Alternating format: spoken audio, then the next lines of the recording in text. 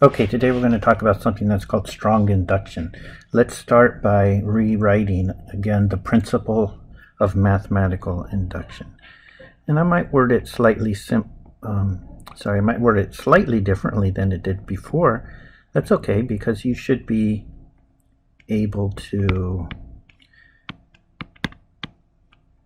see things written slightly differently and realize that they are logically equivalent. So don't panic if my wording here is slightly different than the way it was worded before.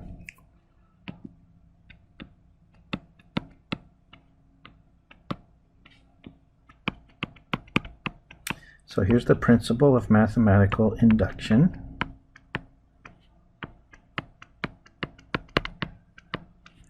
Which I abbreviate as PMI.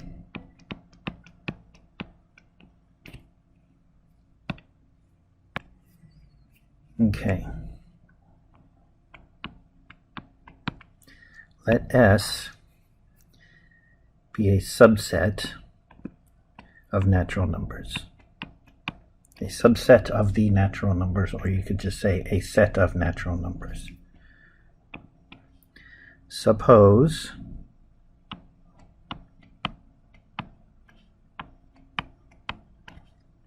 one is an element of S,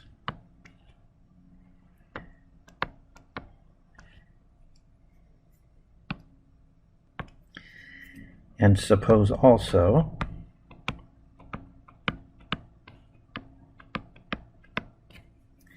that if n is an element of S for some natural number n,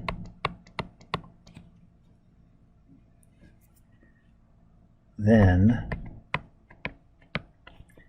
n plus 1 is an element of S.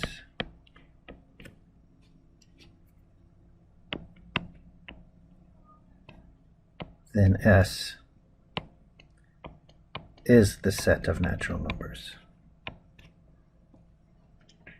Okay? That's the principle of mathematical induction.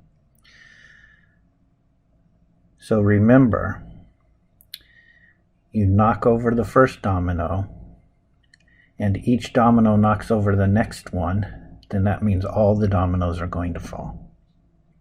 Okay? Now, knocking over the first domino is not always enough. What if the dominoes, for instance, get bigger as you go along? Then you might have to knock over, for instance, the first 2 dominoes in order to get the third one to knock over, right? Maybe you push over the first domino and it just leans against the second one, but the second domino is bigger, and the first domino does not have enough mass to push over the second one. But if you push over the first 2 manually, then maybe they together are enough to knock over the third domino. And the second and third domino together might be enough to knock over the fourth domino, and the third and fourth together might be enough to knock over the fifth, and so on and so on. Okay? So, in a case like that, there's 2 possibilities, okay? And the idea is, in the inductive step, usually when you do induction, when you get to that third step, right, the first step is the base case, the second step is the inductive hypothesis. The third step is the inductive step, where you look back at the previous number and you use that to prove what you want to about the next number.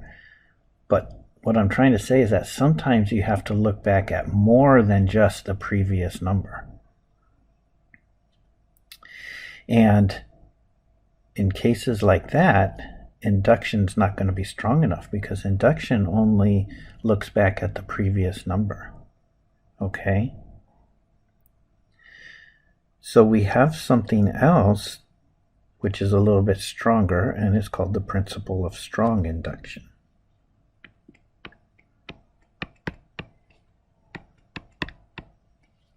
Oh, I used the wrong form of the word principle. Sorry, let me fix that. There we go. Okay, principle of strong induction.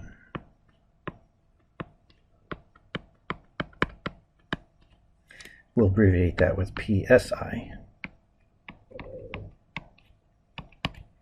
Okay, it goes like this. Let S be a subset of the natural numbers.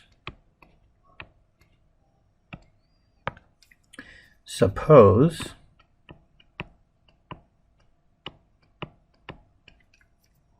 the first k natural numbers are in S. Okay, so suppose 1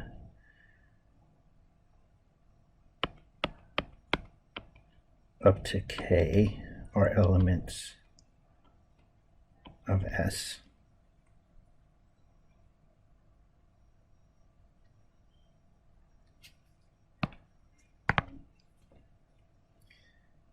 And suppose also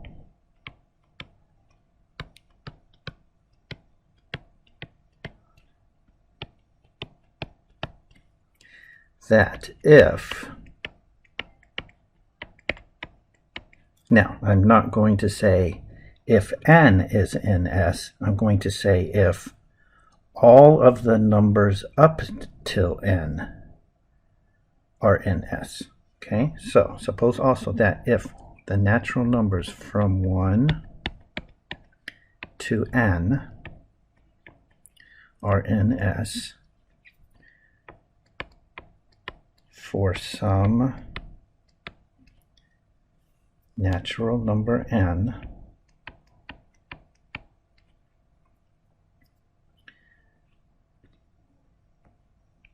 with n equal to or greater than k,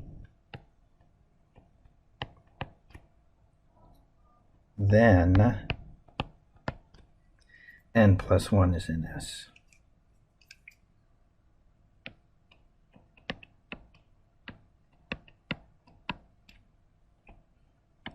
Then S equals the natural numbers.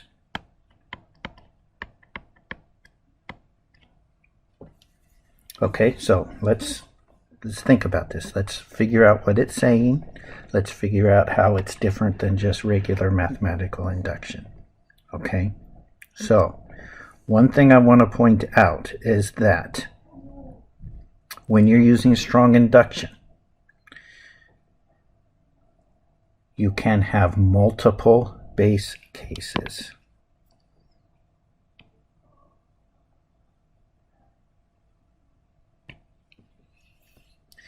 Listen to how I said that. I said when you're using strong induction, you can have multiple base cases.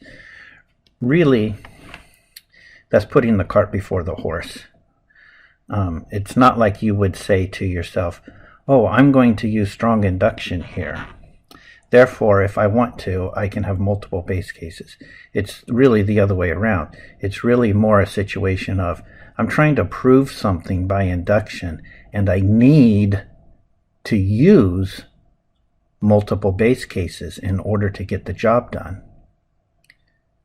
Then I will use strong induction. Do you see what I'm saying? You don't choose to use strong induction and therefore you say, oh, I can have more than one base case. No, it's not like that. It's where you might need more than one base case, and so therefore you choose strong induction. That's the way that the decision would be made. Okay? But let's get back to the specifics here. The point is that strong induction can involve multiple base cases. It does not have to necessarily, okay, but it can. If k happens to be the number 1, then that means there would only be one base case. If k is 5, then that means there's 5 base cases. Okay, see what I'm saying? All right, there's something else with strong induction that makes it different. than regular induction, and that is in the inductive step, when you're trying to prove that n plus 1 is an element of S, your inductive hypothesis is not n is in S. Your inductive hypothesis is that all of the natural numbers up to and including n are in S.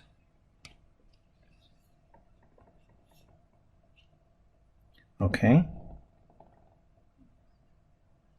So that means in order to prove the inductive step, you have many more tools to use. You can use more than just the previous number. You can use any and all of the previous numbers. Okay? And then what about this? Why does it say n has to be equal to or greater than k? Well, that's just because you have your base cases, however many there are, which might just be one, but it might be more than one. Okay? And then the induction part of it picks up from there. In regular induction, you don't see this bit here, and that's because in regular induction, you only have one base case. And so in the induction hypothesis then, lowercase n picks up with the number 1. Well, that's where the natural numbers start. So we just say n is a natural number. Okay, but the lowercase n always picks up where the base cases stop. Okay?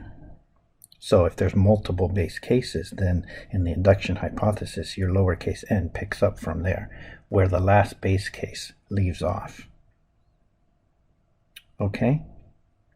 And by the way, let me point this out as well. As a side note, this is true for regular induction and strong induction, that the thing you're trying to prove doesn't always have to start with the number 1. Okay?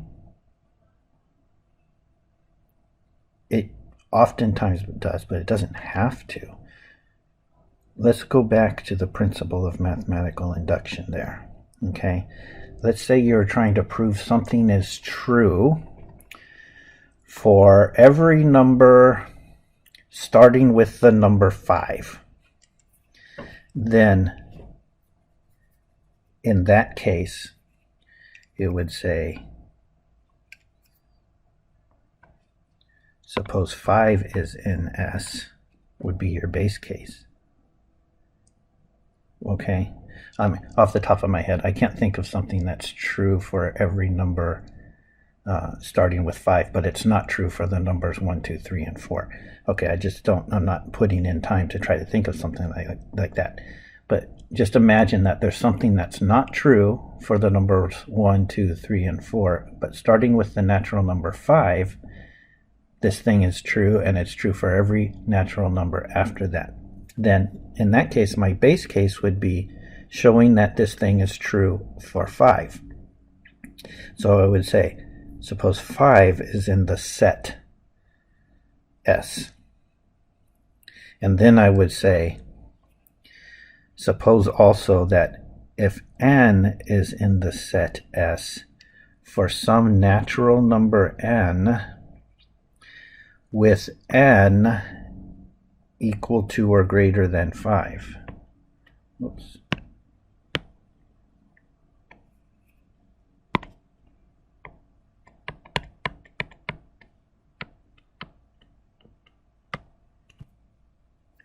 Then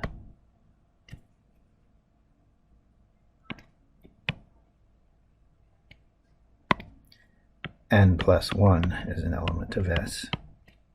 If that is true, okay, then S equals the set of natural numbers equal to or greater than 5.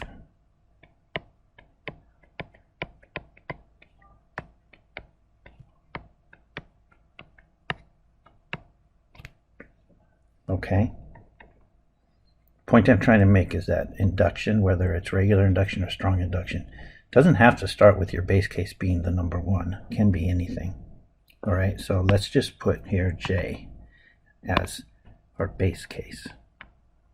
Okay, suppose S is a set of natural numbers.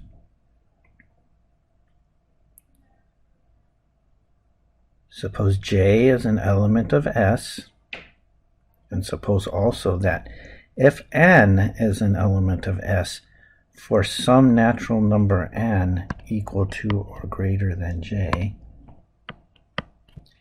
then N plus 1 is an element of S. Then S is the set of natural numbers equal to or greater than J. Okay? Maybe you're uncomfortable having N's here and also there, maybe. So if you want to, we can certainly fix that down here. I'll just write M instead. Okay?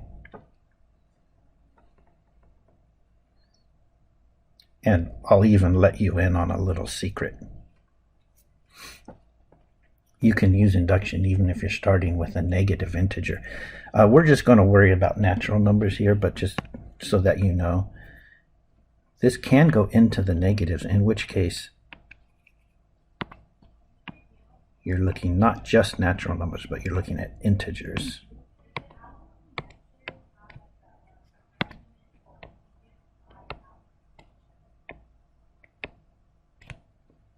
Okay. So if you want to use the principle of mathematical induction to its fullest generalization, then this is how it would be written. Okay?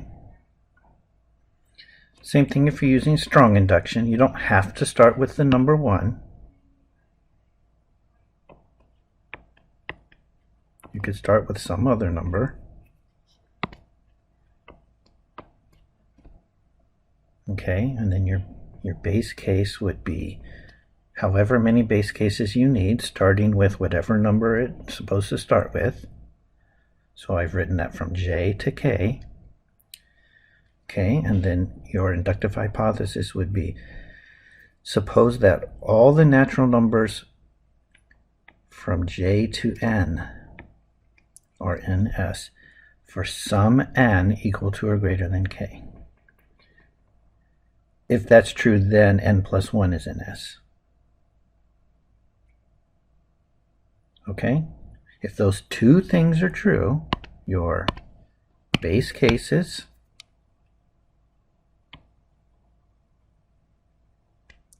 and your inductive hypothesis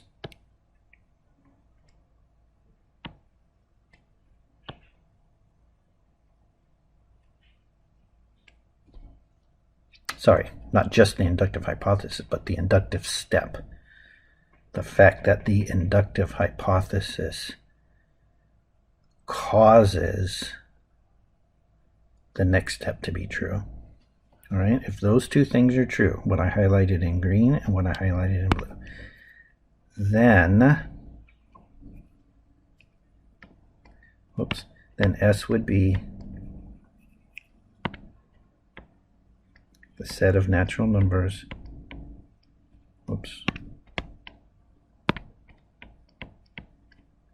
equal to or greater than J.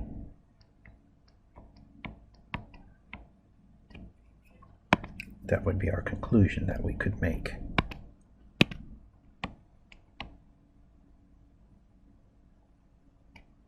Okay? And once again, this can even be used when some of the numbers are negative, in which case instead of writing natural numbers, you would write integers.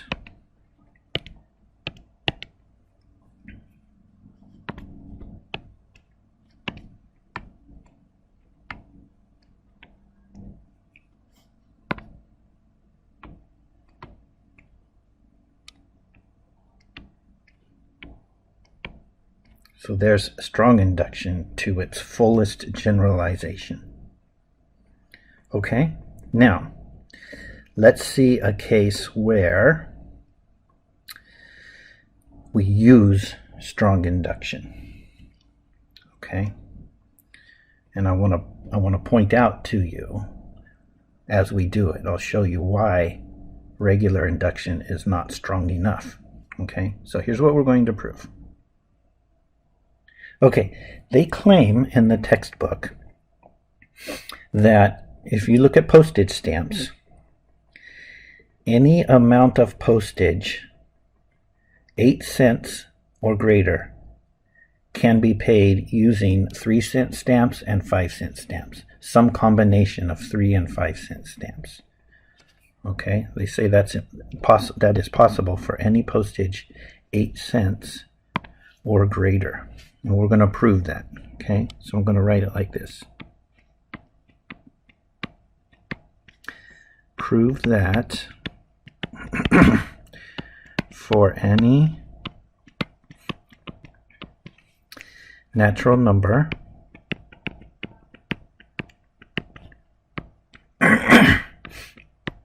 because postage does not have fractions of cents, right? For any natural number n equal to or greater than 8,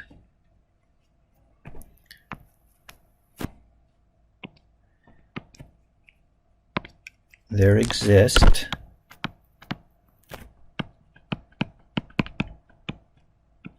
natural numbers, let's call them a and b,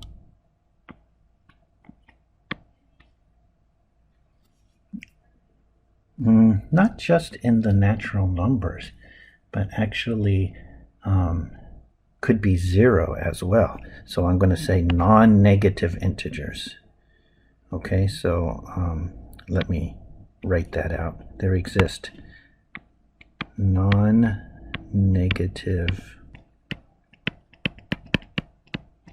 integers a and b such that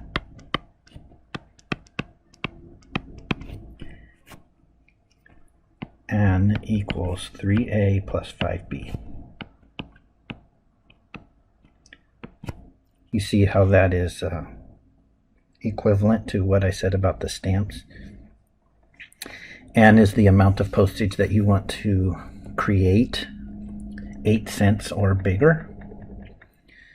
A is the number of 3-cent stamps you use, and B is the number of 5-cent stamp you use. And if you put together A, 3-cent stamps, and B, 5-cent stamps, then you get the amount of postage you need. Okay, we're going to prove that that's possible. Okay? All right. So, let's try to do this just using induction, and I will point out to you where we're going to hit a wall. Okay?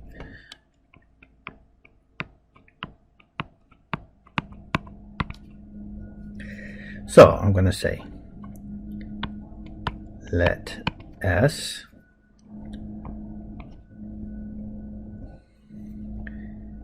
be the set of natural numbers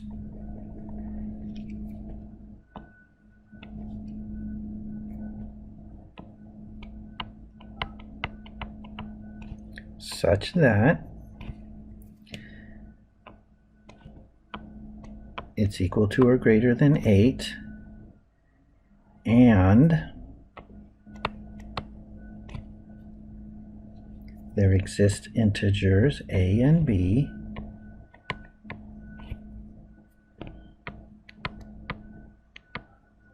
such that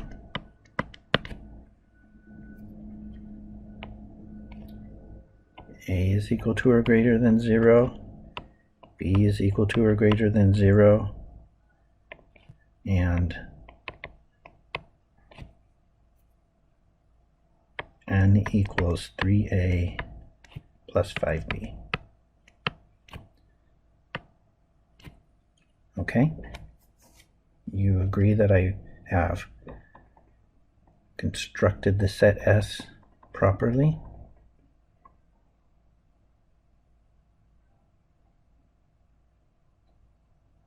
Okay?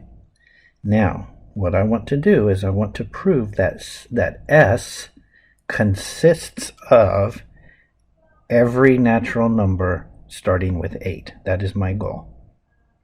My goal is to show that S equals a set of natural numbers equal to or greater than 8. Okay, if I tried to do that with induction, then my base case would be n equals 8. You agree with that? Let me even write that down here. My base case would be to show that 8 is an element of S. Okay? So I would write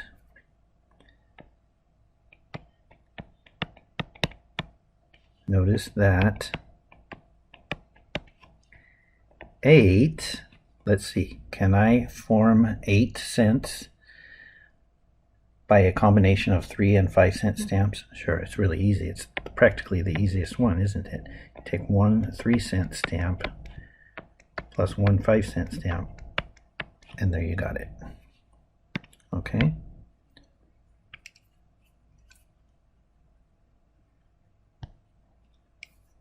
What's that tell me? Tells me that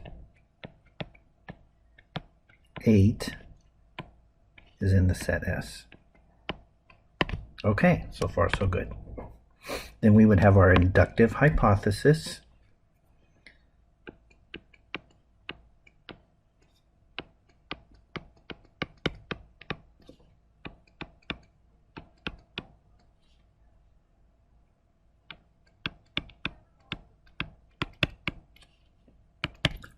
Which would be suppose n is in S.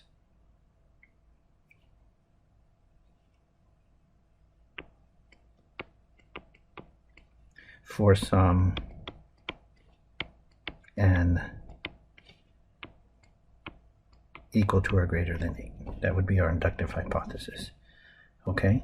Well, I'm actually going to write in black exactly what I just wrote in green. Suppose n is an element of S for some n equal to or greater than 8. Do I need to point out here that n is a natural number? We talked about this in the previous lecture. I can, nothing wrong with it, but I don't have to, because when I said suppose n is in S, and S is a set consisting of natural numbers, then by saying n is in S, I am saying that n is a natural number.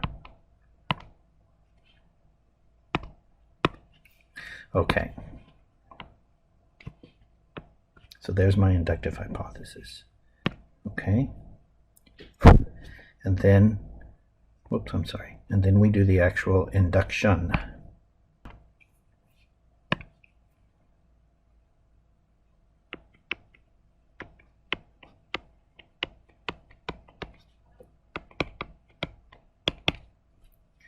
Which is where we try to show that n plus 1 is in S. Okay? Remember, we show this, we assume this, we show this. Okay? Well, here's the problem. I'm not going to be able to do this induction. I don't have enough to work with. Let's try to do some scratch work here. Okay, so I know that n is some combination of 3 and 5, where the numbers multiplying 3 and 5 are both non-negative integers. Okay, then I want to show that n plus 1 is 3 times something plus 5 times something, where those two somethings are non-negative integers. Okay, and I just don't think that's going to be possible. I mean, what do I know? I know n plus 1 would equal 3a plus 5b plus 1. But how am I going to get from that, how am I going to get 3 times something plus 5 times something? That is unknown to me, how I'm going to get that. And the reason why is because I just don't have enough to work with. Okay? So we're going to fail in our attempt to prove this using the principle of mathematical induction. It's just not going to work. It does not give us enough to work with. So we need something stronger. So when you want to prove something by induction, but you need something stronger than the principle of mathematical induction, then what do you think you use? You use the principle of strong induction. Okay, so in this case, how's that going to manifest? It's going to manifest itself this way. We are going to have more than one base case.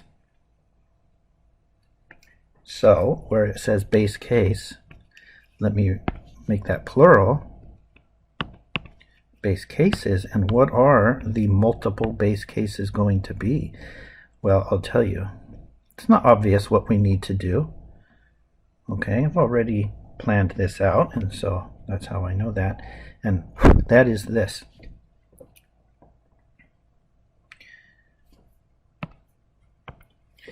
Let me talk you through it. I don't want to just say, here's how we do it, because I've already planned it out. Let me talk you through it. Okay? Do you think that you can show me that 8 is a combination of 3s and 5s? Of course you could, right? We already wrote it down once. 8 equals 1 3 plus 1 5. Okay, no problem. Now, let me ask you this question. And listen carefully to what I'm asking. Okay, don't hear my words and think that I'm saying something else. Listen carefully to what I'm asking. Because of 8 being a combination of 3s and 5s, does that allow me to prove that 9 must be a combination of 3s and 5s? Now, again, listen very, very carefully to that. I'm not asking you, can you prove that 9 is a combination of 3s and 5s? I know you can. 9 is 3 3s plus 0 5s. But that's not what I'm asking. I'm not saying, can you prove that 9 is a combination of 3 and 5s? What I'm asking you is this. Can you prove that 9 is a combination of 3s and 5s specifically because 8 is? That's what I'm asking. And I think the answer to that question is no. The fact that 8 is a combination of 3s and 5s and 9 equals 8 plus 1, that is not what allows you to prove that 9 is a combination of 3s and 5s, right? So we will probably have to do 9 manually, which is easy because, like I said, we know that 9 is 3 3s and 0 5s. Okay, now, next question. Knowing that 8 and 9 are combinations of 3s and 5s, does that specifically allow you to prove that 10 is a combination of 3s and 5s? Again, I'm not asking you, can you prove that 10 is a combination of 3s and 5s? I know that you can. 10 is 0 3s plus 2 5s. That's easy to prove, that 10 is a combination of 3s and 5s. The question I'm asking you, though, is this. Can you prove that specifically using the fact that 8 and 9 are combinations of 3s and 5s? again, the answer, I believe, is no. So we'll have to do 10 manually. We'll have to do 8 manually, 9 manually, and 10 manually. We'll have to show ourselves that all 3 of those can be written as combinations of 3 and 5. And they're all 3 very, very easy to do. Okay, now, next question. Knowing those 3, could you prove that 11 is a combination of 3s and 5s? Okay, I'm repeating myself, but once again, let me point this out. I'm not asking you, can you prove that 11 is a combination of 3s and 5s? I'm asking you, can you use that fact about 8, 9, and 10 to prove the same fact about 11? The answer this time is yes. Because 11 is 8 plus 3. So if 8 is a combination of 3s and 5s, and you just throw in there one more 3, then now you will have 11 as a combination of 3s and 5s. You see how that is? What about 12? Sure, because 12 is 9 plus 3. So if 9 is a combination of 3s and 5s, you throw in one more 3, then you're going to have 12 as a combination of 3s and 5s. You see how that's working? What about 13? Sure, because 13 is 3 more than 10. So if 10 is a combination of 3s and 5s, and you throw in one more 3, then you'll have 13.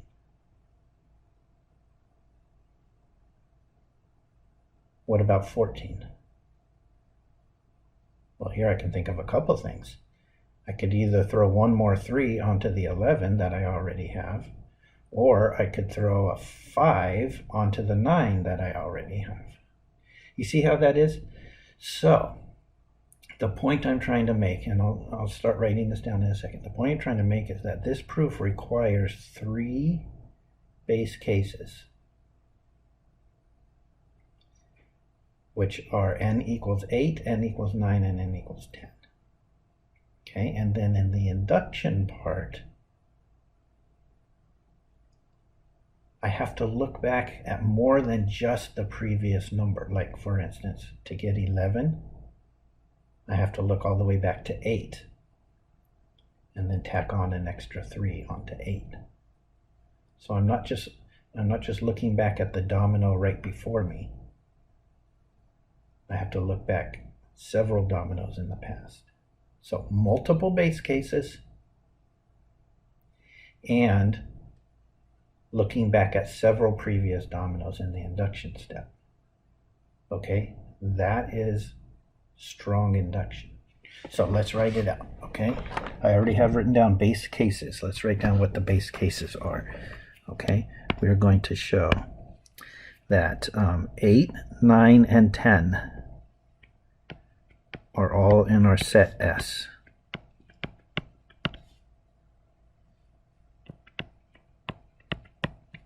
Okay, so very easy to do, all 3 of those.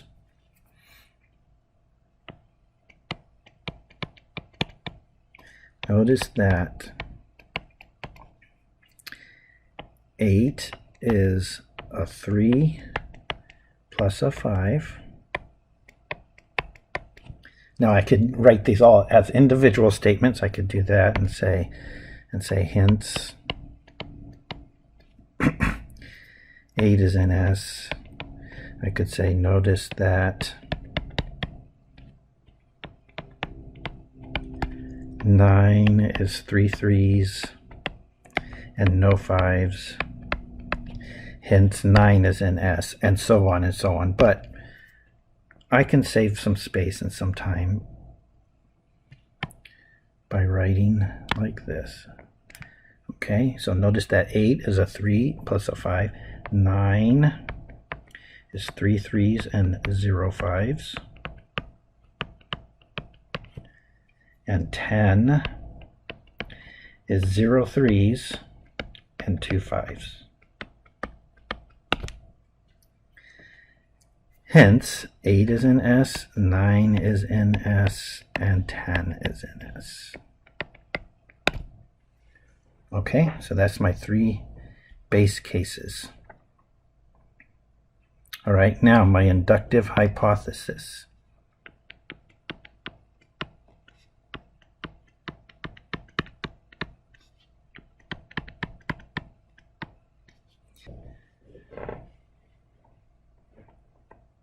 If n is in S, then n plus 1 is in S. I'm not going to be able to do that. We already talked about that, because in order to prove n plus 1 is in S, I need to look back further than just the number right before it. So I'm going to say, suppose all of the numbers from 8 up to n are in S. Then we'll show that n plus 1 is in S. So suppose the numbers 8 up to n are in S for some n equal to or greater than 10. Why 10? Why not 8? Because 10 is where our base cases leave off. And so our induction is going to pick up with the number 10. You see how that is? Okay. And this is easy to do. Let's write down in green what our goal is. Okay, we want to show n plus 1 is an element of S. And that's easy to do. Okay, here's what we're going to do. Because all of the numbers from 8 up to n are in S, then that means one of those numbers, specifically n minus 2, is going to be in S, right?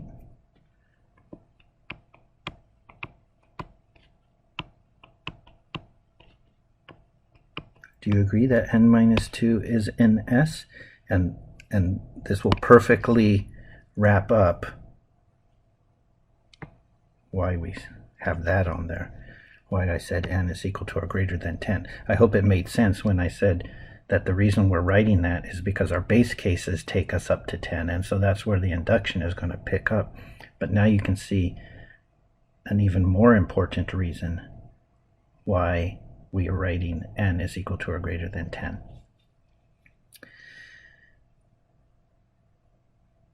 If I had not put that on there, let's for 1 minute here, let's erase that.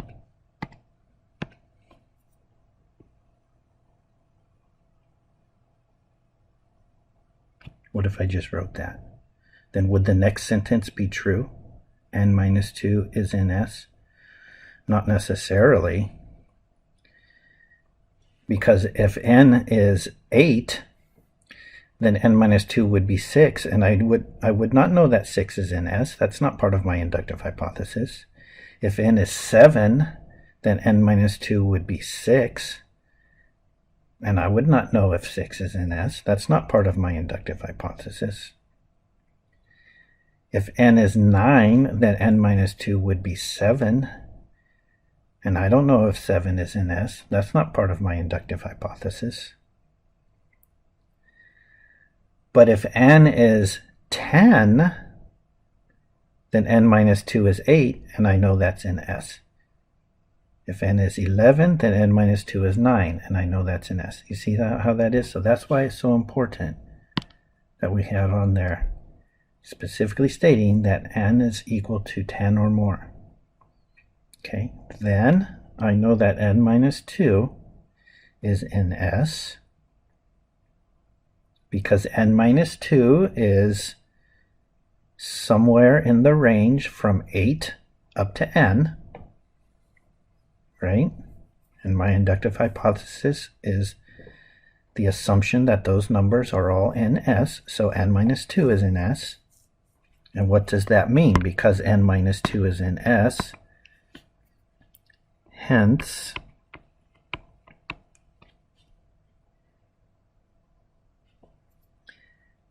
n minus 2 equals 3a plus 5b for some integers a equal to or greater than 0 and b equal to or greater than 0.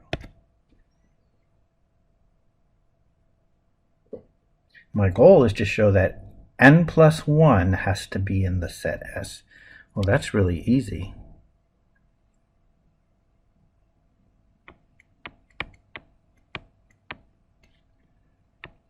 Because n plus 1 just equals n plus 2 plus 3.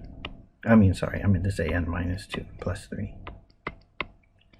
And that would equal 3 times a plus 1 plus 5 times b.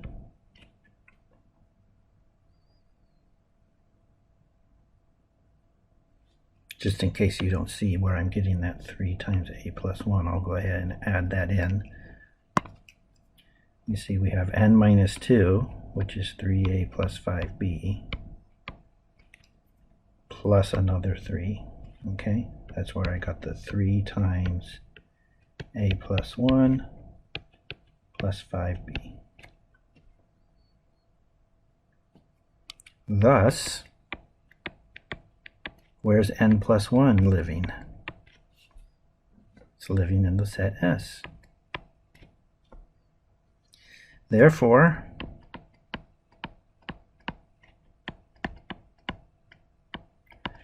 by the principle of strong induction, S is the set of all natural numbers equal to or greater than 8.